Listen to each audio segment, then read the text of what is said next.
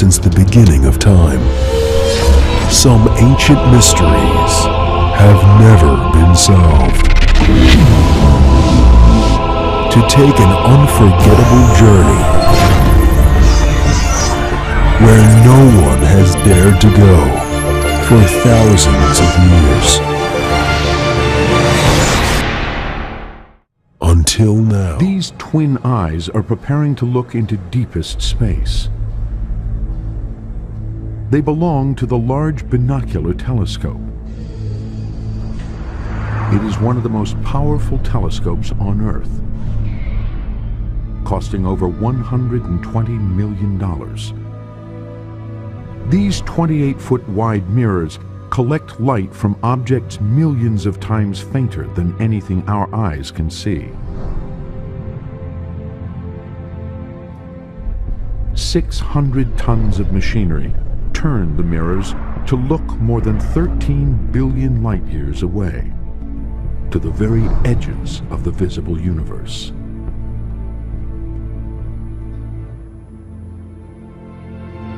Super telescopes like this are taking real images that illuminate the darkest corners of our skies. Billowing clouds of gas and dust are buffeted by supersonic winds and lit up by thousands of energetic new stars. 57 trillion miles high, these giant clouds of gas and dust are stellar nurseries, hiding the very birthplaces of stars and planets. Suddenly, a star's explosive death sends its superheated gas ripping through space at hundreds of miles per second. And in faraway galaxies, we can take images of invisible jets of energy screaming out from one of the most mysterious objects, a supermassive black hole. All because of high-tech telescopes. The telescope has changed the way we as a species think about ourselves. With a new telescope, you're always going to find something new because you always add to your ability to see more. These breathtaking images are only possible because extraordinary telescopes like these are staring out night after night across the globe and in space.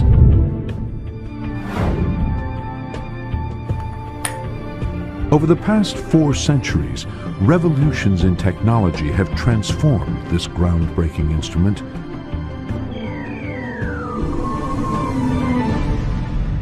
So where did it all begin?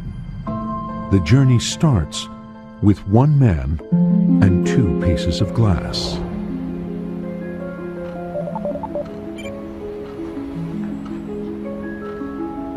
It is the summer of 1609. Mathematics professor Galileo Galilei is building his own version of an extraordinary new invention. It is the telescope, a name that means far-seeing in ancient Greek. The invention has spread like wildfire across Europe from a small town in Holland.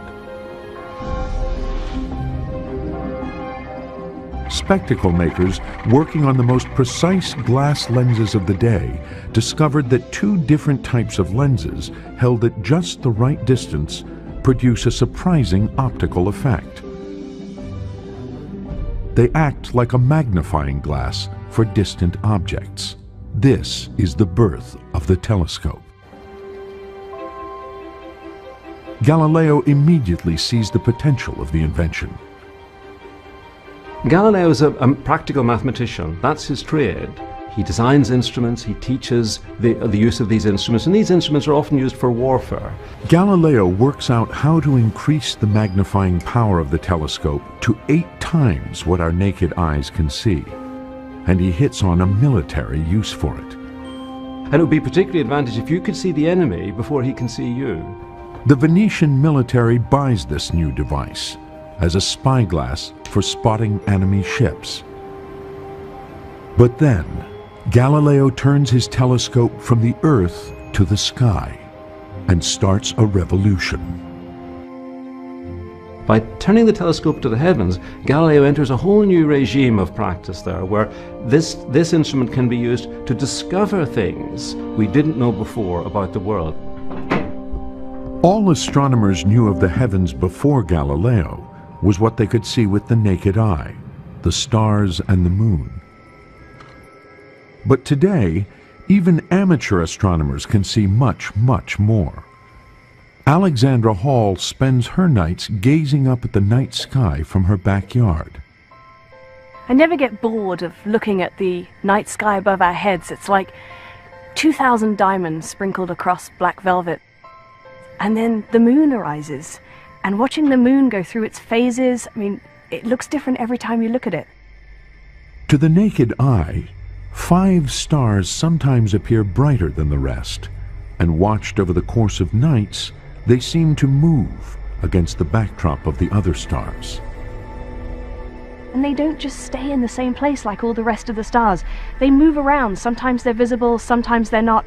Each of these bright stars is a planet, a name that simply means wanderer in Greek. Venus, the evening star, skims the horizon at sunset. Mars glows red. Jupiter and Saturn outshine everything around them. We now know that these wandering stars are actually other worlds, like the Earth, planets as we understand them today. But in Galileo's time, everyone believes they are just stars.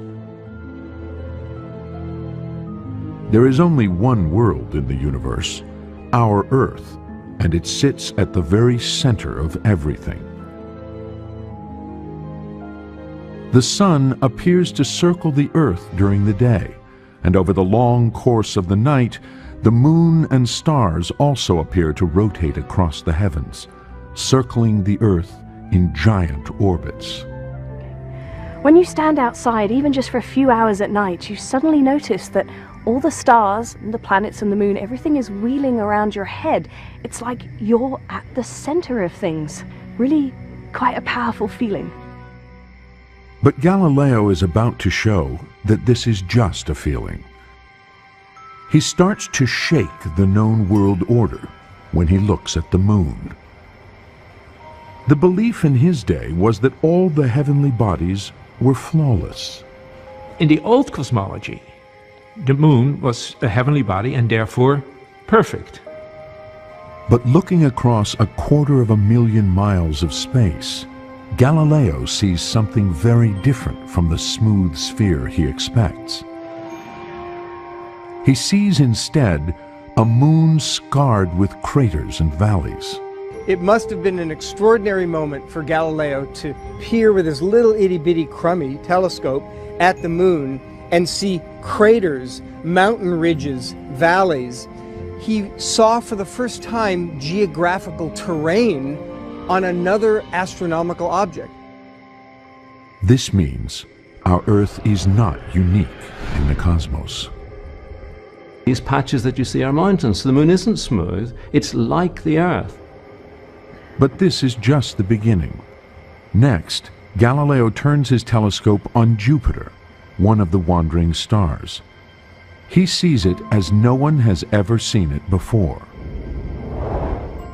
This is an exact computer reconstruction of what Jupiter looked like through Galileo's telescope. Calibrated on Galileo's actual lenses, it shows what a challenge he faced. A replica of his telescope reveals how hard it is to get a still image. Well, when I actually got Jupiter in the telescope, it was really difficult to focus because the lens quality is not very good compared to the lenses that we would get today. To the naked eye, Jupiter looks like a bright star, a spot of light. Seen through Galileo's telescope, all other stars remain as spots of light. But Jupiter suddenly appears as a much larger round disk. This blurry, shaky view of Jupiter is a revelation. Galileo comes to an extraordinary conclusion. Jupiter must be a sphere, another world, a planet as we understand it today. And around it are even more surprises. Picture yourself, you've just glued a little piece of glass on the front of a long tube, and to your utter surprise, you see 2 or 3 or maybe even 4 stars next to Jupiter, like little ducklings following a duck. Night after night, Galileo notes the changing position of these new stars. Imagine your surprise. Why should stars be following Jupiter? And of course, Galileo learned only after a week or 2 of watching those little ducklings following their mother that those in fact were moons orbiting Jupiter. Galileo knows he has something spectacular on his hands. He publishes his findings in a book called The Starry Messenger. It is the most explosive scientific book ever written. Its impact was immediate. Galileo became a superstar overnight. But the biggest revelation is yet to come. Galileo is recording something that will change our view of the universe forever. He observes the planet Venus changing shape and size over a period of months. As Galileo watches, Venus transforms week after week from a large crescent to a small round disk. Then shadows creep again across the planet, returning it to a large crescent. To Galileo, the pattern of shadows he sees on Venus can only mean one thing. Venus is going around the sun. But the belief at the time was that everything circled the Earth. Earth is no longer the center of the cosmos. And so it's said to us, wow, we're not at the center of the universe anymore. These very simple observations literally rock the foundations of the world. No longer is the Earth the center of the universe. The sun is the center of the universe, despite what our ordinary senses tell us. But these discoveries famously bring Galileo into direct conflict with the Roman Catholic Church. The Church taught that God placed mankind on earth at the very center of creation. Defending a sun-centered universe, Galileo was actually challenging the authority of the Church. He was contradicting what was considered as the legitimate interpretation of the Bible, and the Church couldn't tolerate this. But what Galileo saw is the solar system we understand today. The discoveries that Galileo made, they changed the world forever. The world of science, the relationship between science and religion, and the universe forever. This is the universe Galileo helps reveal. Planets and their moons orbiting the sun. Telescopes today now reveal this solar system in detail that Galileo could only dream of. Explosions on the surface of the sun, the power of 1 billion megatons of TNT.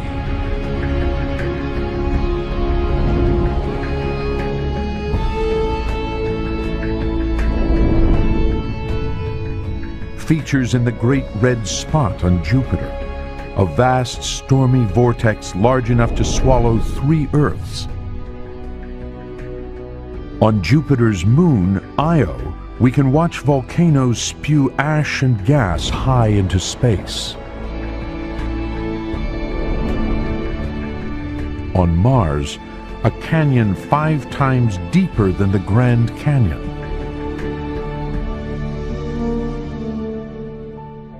And a volcano 3 times higher than Everest. On the surface of Venus, beneath roiling clouds of sulfuric acid, mountains rise from the rocky surface.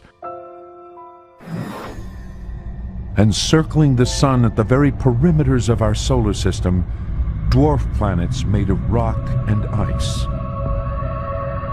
But one planet remains an enduring mystery for even the most advanced telescopes. Saturn and its enigmatic rings.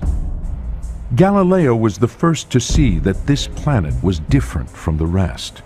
For him, The strange features he observed looked like ears. He presumed they were moons. Later astronomers saw them as a vast flat ring encircling the planet. Then, one man discovered that this ring was in fact made up of several concentric rings. That man was astronomer Giovanni Cassini.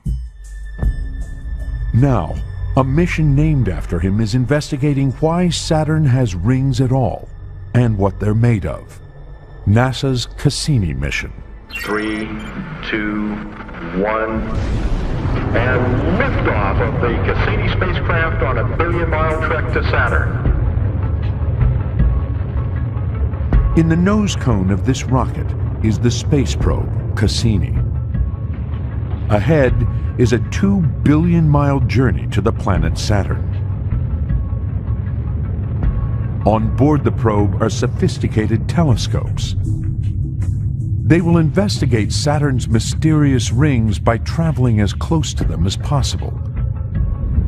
Good solid rocket booster separation. First stage Item 152. As Cassini heads for Saturn, the furthest planet in Galileo's solar system, it uses the massive gravitational pull of Jupiter as a boost to slingshot it out millions of miles towards its destination. In the world of telescopes, Cassini has some of the fastest moving telescopes in the solar system, going by at Jupiter at something like 70,000 miles per hour. Even at such tremendous speeds, the journey still takes 7 years. But finally, Cassini approaches Saturn, 934 million miles from Earth. It dives through Saturn's outer rings to enter orbit around the planet. These are some of the images Cassini takes of the rings.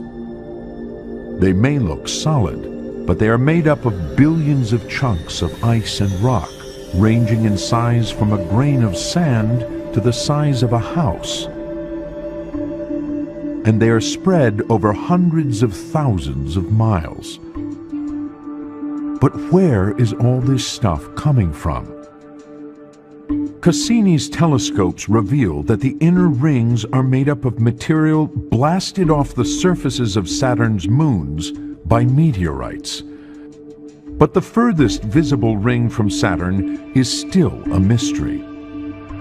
This image taken by Cassini shows that unlike the innermost rings, the outermost ring is a ghostly mist of microscopic particles. Astronomers suspect that the icy moon Enceladus could be where the mist is coming from. But until now, no one has been able to work out how. Then, Cassini's telescopes see something never observed before. Vast plumes of vapor streaming from fissures in the surface of Enceladus. These plumes go up hundreds of kilometers. That's pretty exciting to find erupting out of an icy moon. Could these plumes be the source of the outer ring? To find out, Cassini's telescopes do something extraordinary. They fly through the plumes and taste the vapor with onboard detectors. That's a spectacular thing to be able to do, to be able to tap the interior of an icy satellite. Back at Mission Control, astronomers analyze the data streaming in. The vapor pouring out of Enceladus is made up of ice, salt, and ammonia. It is exactly the same material as the outer ring. It can only mean one thing. Enceladus's plumes are the source of the misty ring. This is a major discovery. Cassini's spaceborne telescopes are solving the mystery of Saturn's rings that has plagued astronomers for centuries. Telescopes today are journeying deeper into space and searching further to discover secrets that Galileo could never have imagined. But to capture pristine images like these, telescopes had to undergo a dramatic evolution. Back in the 1650s, the first step in this evolution was going to great lengths, quite literally. Telescopes became very long, 15, 20 feet. The problem with early telescopes was fuzzy images. The reason? The shape of the lens. As NASA astrophysicist Kim Weaver demonstrates, when a strongly curved lens bends or refracts beams of light, the light doesn't all come to a single point. First of all, the different beams of light don't line up, and so the image that you get with this lens would be really fuzzy. Also, some of the light has its colors split out, and that distorts the image. The only way to minimize the blurriness and the rainbow colors is to use thinner lenses with a shallower curve. Because the light comes to a focus further from the lens, refracting telescopes get longer and get greater magnification. 17th century astronomers make ever thinner lenses and space them further apart. By about 1660, telescopes had magnified 50 or 100 times, and those lengths increased and increased and increased. This is the first space race. On the quest to see ever further, telescopes reach absurd proportions, up to 150 feet in length, half the length of a football field. These unwieldy telescopes are better, but astronomers want to see even more detail, and these telescopes don't eliminate the rainbow colors altogether. Then, one of science's greatest minds sets out to solve the problem: Isaac Newton. He takes a look at light itself. Newton found that white light was in fact composed of all these different colors, the colors of the rainbow. As white light passes through a glass prism, it bends or refracts, breaking up into the colors of the rainbow.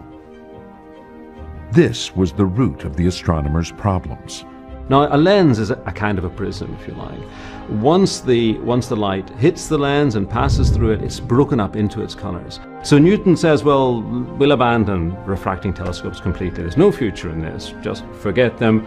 I'm going to design a telescope which has mirrors as the primary components instead of lenses. Newton will use mirrors in his new telescope. He believes he can do this because when mirrors are curved, they bring light to a focus, just like a lens. I'm using this lens right now to focus the light from the sun behind me. And if I hold it just right to a point on the card, oh my goodness, it's catching on fire. That was smoking. Next up, the curved mirror. And you can see as I bring it closer to the focal point of the mirror, it actually begins to burn the paper again. But there's one critical difference between a mirror and a lens. The light bounces off the mirror's surface. It doesn't pass through it, so there are no rainbow colors. Newton creates a tiny telescope only 6 inches long. He makes a curved mirror only 1.5 inches across and inserts it into the base of the tube. Light from the heavens passes down the tube, reflects off the curved mirror, then reflects off a second flat mirror, and is focused by an eyepiece. This small reflecting telescope works just as well as a 4-foot telescope that uses lenses. Isaac's first reflector eradicates rainbow colors, a problem that has plagued telescopes since the time of Galileo. Today, telescopes stare out from observatories across the world and in space. They are expanding our view of the cosmos, capturing light that has been traveling across our universe for billions of years. The clarity is so exceptional that these real images continue to amaze and inspire us. All these telescopes rely on large mirrors with the perfect shape. Making them is a feat of precision engineering. Deep below the football field of the University of Arizona is a high-tech mirror lab, where glass blocks are melted in giant furnaces at over 2,000 degrees Fahrenheit, the temperature of volcanic lava. The hot liquid is spun into super smooth curved dishes. The 20-ton discs of cooled glass are then ground to within fractions of a human hair to make the precise shape. It is only when a thin film of aluminum is applied, only 100 nanometers thick, that the glass dishes become mirrors, like those of the large binocular telescope in Arizona. At 28 feet wide, these mirrors are 64,000 times the size of Isaac Newton's first mirror. And they can collect light from stars billions of light years away. In Isaac Newton's day, making large mirrors exactly the right shape is far too difficult. It will be a century after Newton before a new pioneer picks up his revolutionary design and transforms it. That man is musician and amateur astronomer William Herschel. Herschel has great ambitions. He wants to use a larger version of Newton's reflector to see further into space than anyone before.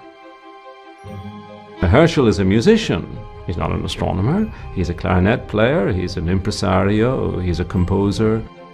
But his real passion isn't music, it's astronomy. Herschel wants to look anew at the night sky. He wants to look beyond the planets to the stars, and to see the very faintest stars invisible to other telescopes of the day. Herschel needs big mirrors. He builds telescopes that are bigger than other people's because he realizes that the wider his aperture, the more light he can collect, the further he can see into space. Making large curved mirrors, though, is still a major technical challenge in Herschel's day. Glass mirrors have not yet been invented. Mirrors are still made of metal. So working in his basement, Herschel casts discs of a metal called speculum, a special mixture of molten tin and copper.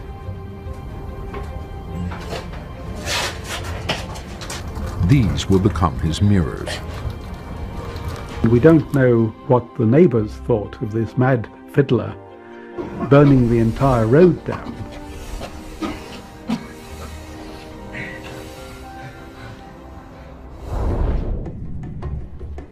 Casting the metal discs is just the first step. To become mirrors, the cooled flat discs need a shiny curved surface. Herschel painstakingly grinds and polishes the metal discs by hand into the precise shape needed to form an image. This is the reflecting mirror, the most precious component in the telescope, made in metal by William Herschel himself, made by hand. He was like a craftsman, making something which required manual skill as well as intellectual effort. This telescope, over 200 years ago, makes a revolutionary discovery. Or perhaps a comet. In 1781, Herschel peers night after night into the heavens. At his side, his sister Carolyn. Following Delta Tauri. She records all their observations and will become a prominent astronomer herself. Her observations were critical. She was one of his true secret weapons. Then, on March 13th, Herschel sees an object through his telescope that they have never recorded before. A very faint star that seems to move against the backdrop of the other stars. This wandering star is a brand new planet, Uranus. The planets have been identified since the dawn of written astronomy. And then suddenly you have this clarinet player, you know, with homemade telescopes in his back garden. He discovers another one. The thing is utterly astonishing. Uranus, with its own set of rings, is the size of 63 Earths. But no one has identified it before because it is barely visible with the naked eye. 1,900 million miles from the Sun, it is twice as far from the Sun as Saturn. Until then, the furthest known planet. Overnight, Herschel doubles the size of the solar system. The discovery sparks a frenzied hunt for planets. It is a quest that the world's most sophisticated telescopes continue to this day. The sun is setting on Mauna Kea, Hawaii. The giant dome of the Keck Observatory opens. Its 33-foot wide mirror turns toward the heavens. Jeff Marcy is one of the world's foremost planet hunters. He is using the Keck telescope to hunt for planets in solar systems beyond our own. Well, when you look up into the night sky, you see all the thousands of twinkling lights. Those are stars like our sun. Planet hunters like Marcy think that many of these stars could have their very own planets. But finding them is another question.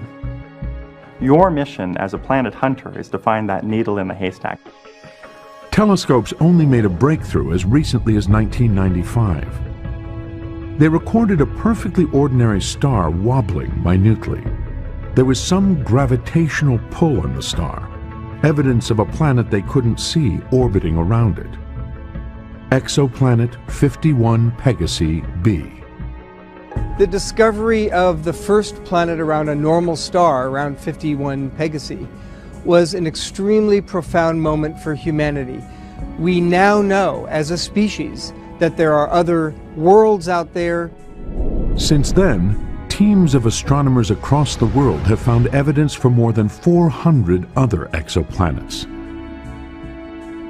But most of the planets discovered so far are gas giants the size of Jupiter, orbiting far too close to their suns to support life. And a planet that can support life is what the planet hunters are really after. What we'd love to know is whether there are other Earths, habitable worlds out there, whether they are lukewarm with liquid water, having the vibrancy, the conditions suitable for life, and perhaps even intelligent life. Looking for small rocky planets like Earth is a whole new ballgame. Cue a brand new NASA space telescope called Kepler.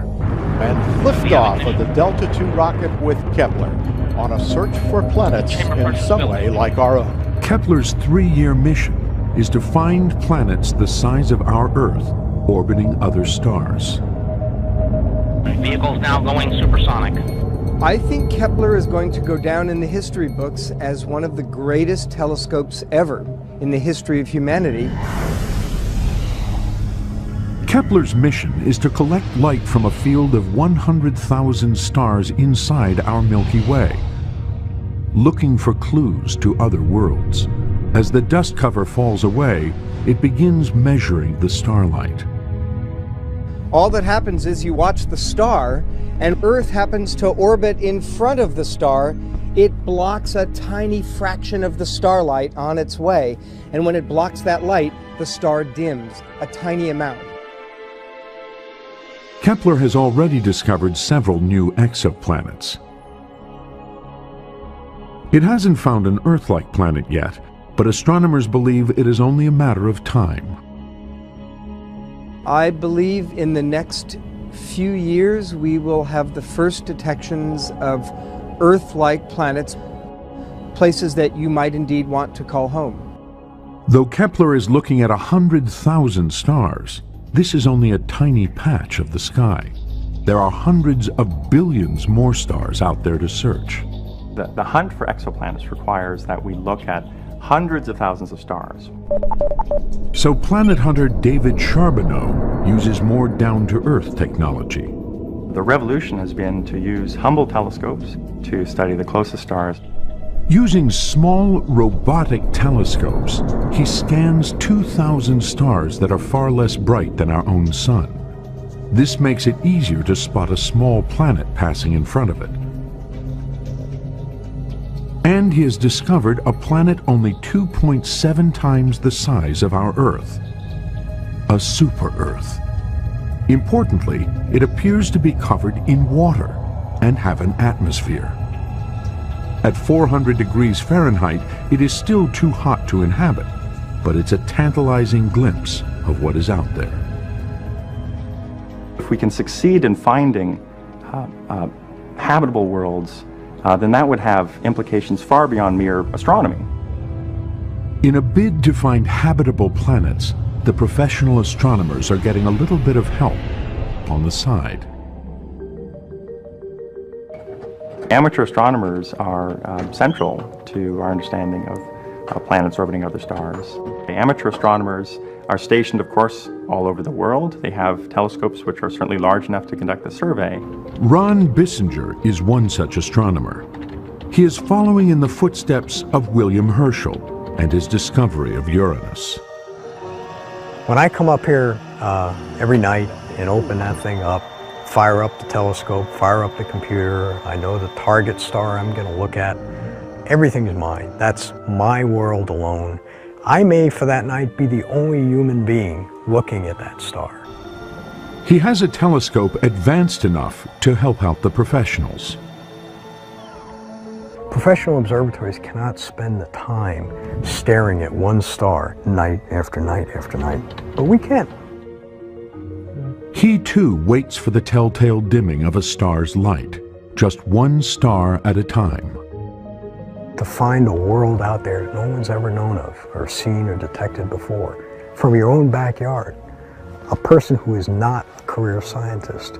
I don't know of any other scientific endeavor where somebody like me or so many other amateurs can do that kind of thing.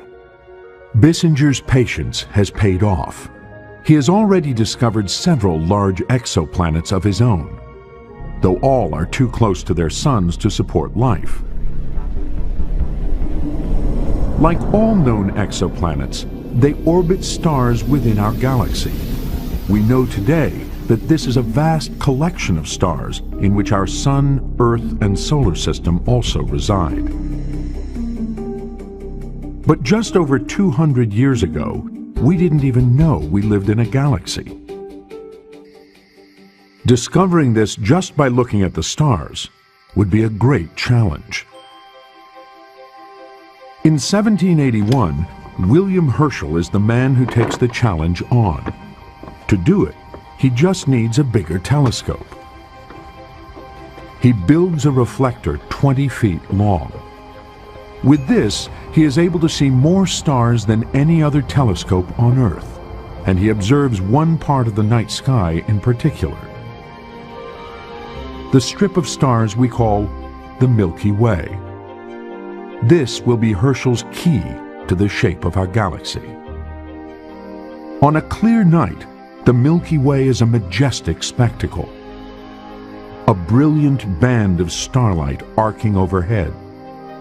To the ancients, it looked like milk had been poured across the sky, and it's why the Greeks first called it the Galaxias Kuklos, or Milky Circle. It's from this we get our word galaxy. It fascinates astronomers to this day. The Milky Way stretches across the sky from horizon to horizon. It's like a big band that goes all the way around us. And so from here on Earth, it's kind of like we're sitting on the hub of a wheel, and the Milky Way is a big tire all the way around us. Looking through his telescope, Galileo was the first to discover that the Milky Way is made up of stars. But no one knows it is a galaxy. They don't even really know what its shape is. Finding this out now becomes Herschel's obsession. What is the actual shape of the Milky Way? We're in the middle of it, presumably. What would it look like from the outside? He gazes tirelessly at the heavens night after night, mapping the positions of stars. Herschel is nothing if not passionate. He's a natural obsessive. But good for him, he does something extraordinary with this obsession. Herschel maps the distribution of all the stars he can see in a great circle that cuts through the Milky Way. He introduced into astronomy the technique of star counts and just counting how many stars can I see. One direction you see very few stars, in another direction you see zillions of stars. And so he plots this distribution and comes up with a view of the Milky Way. The survey takes over a year of precise recording. Herschel finally produces a map called the grindstone because of its shape. For the first time, Herschel sees that the Milky Way is more than just a strip of stars in the sky. It is a vast disk of stars, and Herschel believes this is the whole cosmos. When Herschel made his map of the Milky Way galaxy, to him he was making a map of the entire universe. The edges of this star disk are the edges of Herschel's universe. Inside it lies our solar system, our sun and our Earth. The amazing thing is that over 200 years ago, Herschel almost got it right. The most powerful telescopes on Earth and in space now reveal that Earth and our solar system lie in a spiral arm in the suburbs of our galaxy, dwarfed within a giant disk of 200 billion stars spinning together around a bright central bulge that hides a supermassive black hole. The Milky Way is so large that it would take 100,000 years traveling at the speed of light, that's 670 million miles per hour, to cross from one edge to the other.